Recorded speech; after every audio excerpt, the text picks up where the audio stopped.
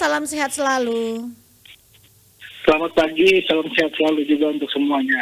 Baik, terima kasih Pak Heri ya. Hari ini akhirnya kita bisa wawancara live di RRI setelah kemarin sempat tertunda nih Pak Heri ya.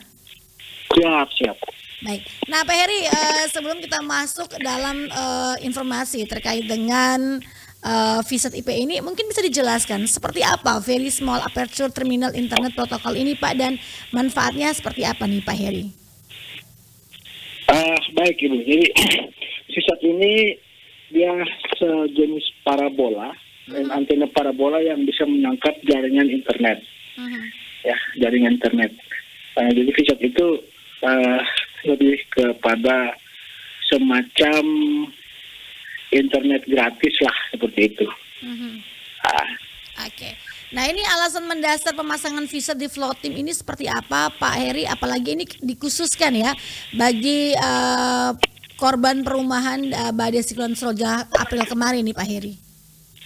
Baik, jadi VISAT ini sebenarnya diperuntukkan untuk lebih kepada beberapa instansi pemerintah, terutama di desa ya, kantor desa, kemudian membantu untuk sistem online, administrasi pemerintah dan keuangan desa. Kemudian VISAT ini juga diperuntukkan lebih banyak juga ke sekolah-sekolah dan ke puskesmas. Ini juga untuk membantu pelayanan belajar online di sekolah, dan juga untuk di puskesmas itu untuk membantu sistem online BPJS, Jamkesmas. Demikian Ibu. Baik, jadi ini memang difokuskan untuk pelayanan di bidang kesehatan dan juga pendidikan nih Pak Heri ya. Berarti ini dibangun di beberapa wilayah, ataukah ada wilayah-wilayah tertentu yang dipilih nih Pak Heri sebagai lokusnya? Kita pertama kita coba melihat tim jaringan yang ada di beberapa titik di desa itu kan, kecamatan itu kan sudah kita bangun BTS. Kita melihat jangkauan BTS tower baik Telkomsel maupun XL ini tercover tidak di puskesmas ataupun di desa dan sekolah-sekolah di sekitarnya. Kita melihat yang pertama dari situ. Kemudian yang kita lihat juga jangkauan yang cukup jauh dari kantor-kantor pemerintahan, puskesmas dan desa itu, makanya kita sesuai dengan kebijakan dari pemerintah pusat dalam hal ini Kementerian Kominfo lewat Bakti Kominfo ya, itu juga disediakan program jaringan jaringan VISAT ini Bu. Demikian. Oke, jadi memang ini ada kriteria-kriteria pemasangannya nih Pak Heri ya, di pemerintahan, kantor-kantor pemerintahan, vaskes ataupun sekolah yang jauh dari kota ataupun layanan internet itu sendiri, seperti itu Pak Heri ya? Ya, demikian Ibu. Ya, Oke. Nah, kemudian sudah berapa banyak nih jaringan atau satelit VISAT ini dibangun di Flores Timur? Sudah cukup banyak ya Bu ya, sudah cukup banyak. Pastinya saya tidak kan cukup banyak, terutama di puskesmas ya Bu ya. Di puskesmas itu hampir semua puskesmas, dan ada beberapa pustu yang sudah kita bangun. Di sekolah-sekolah juga sudah didirikan, kemudian beberapa kantor desa juga sudah kita layani.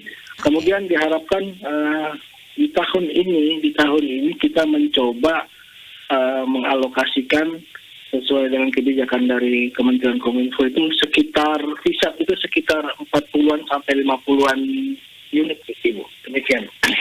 Berarti memang ini cukup banyak dan juga menjangkau ya sampai ke desa-desa. Apalagi ini para pelajar mahasiswa juga masih belajar online Pak ya di Flores Timur, ataukah sudah tatap muka nih? Ya, karena kemarin sempat kenaikan kasus COVID, jadi beberapa sekolah yang sudah tatap muka itu kembali ke belajar online. Kita lihat dengan situasi dan perkembangan. Biasanya kalau COVID-nya ada naik, untuk kembali ke online. Tetapi kalau COVID-nya sudah mulai menurun, kita kembali ke sistem tatap muka di sekolah-sekolah. Oke. Tatap muka terbatas. Baik, tatap muka dengan protokol kesehatan yang ketat nih Pak Heri ya. Oke. Nah, selama pemasangan VISAT ini sudah ada cukup banyak, kemudian ada penambahan lagi nanti 40 unit. Apakah ada keluhan dari masyarakat nih Pak? Mungkin dengan banyaknya penggunaan VISAT ini sehingga jaringan error atau apapun itu, mungkin pernah ada keluhan yang disampaikan? Iya, biasanya begini. VISAT ini kan digunakan dalam administrasi pemerintahan di kantor desa dengan di sekolah. Contoh saja di kantor desa ya. Di kantor desa itu kan untuk menunjang kelancaran sistem administrasi pemerintahan dan sistem keuangan desa. Hanya masyarakat melihat ada alat ini sehingga banyak masyarakat juga yang memanfaatkan. Hanya memang VSAT ini kemampuan untuk penerimaan internetnya terbatas, hanya sekitar berapa unit ya HP itu ya, begitu.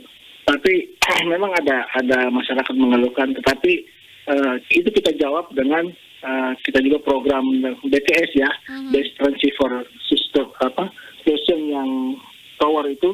Tahun ini juga kita ada beberapa bangun juga lagi, ada beberapa untuk menjawabi keluhan-keluhan masyarakat tersebut. Karena memang VSAT ini pemakaiannya terbatas, sedangkan BTS itu lebih luas. Demikian Ibu. Oke, tapi masih bisa terbantu ya Pak ya sampai dengan saat ini untuk kebutuhan kesehatan dan juga pendidikan di Flores Timur. Masih Bu, siap, masih terbantu. Nah, ini anggarannya dari mana nih Pak Heri? Apakah juga dari Kominfo ataukah murni dari pemerintah daerah sendiri ataukah seperti apa kolaborasi yang dilakukan ini Pak Heri? Ya, untuk semua pembangunan baik VSAT maupun BTS itu adalah program pemerintah pusat. Sedangkan kami pemerintah daerah membantu pemerintah pusat untuk menyiapkan lokasi-lokasi yang akan dibangun. Kira-kira demikian Ibu. Jadi semua sumber dari pemerintah pusat. Baik, jadi pemerintah daerah hanya untuk mengawasi pembangunannya kemudian melihat di proses pengerjaannya seperti itu Pak Heri ya? Ya, sambil kami juga membantu pemerintah pusat melakukan pendekatan dengan desa atau sekolah atau pemerintah desa atau sekolah dan puskesmas untuk titik lokasinya Bu, untuk penentuan titik lokasi. Demikian Bu. Baik, nah 40 unit rencananya akan kembali dibangun di Flores Timur. Ini sejauh mana progresnya Pak Heri? Ya, untuk 40 unit ini sudah kami lakukan, kami dari tim Kominfo Kabupaten Flores Timur sudah melakukan hampir 90% ya, melakukan survei lokasi. Tinggal beberapa titik lagi yang akan kami selesaikan juga dalam minggu ini.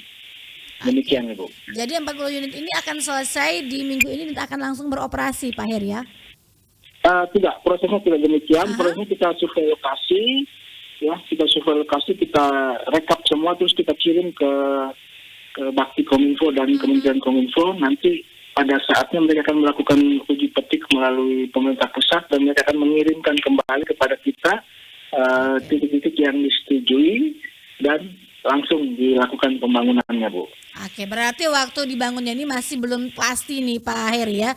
Hanya menunggu kepastian dari pemerintah pusat ketika sudah melalui waktu uji petik ya, seperti itu Pak Heri ya?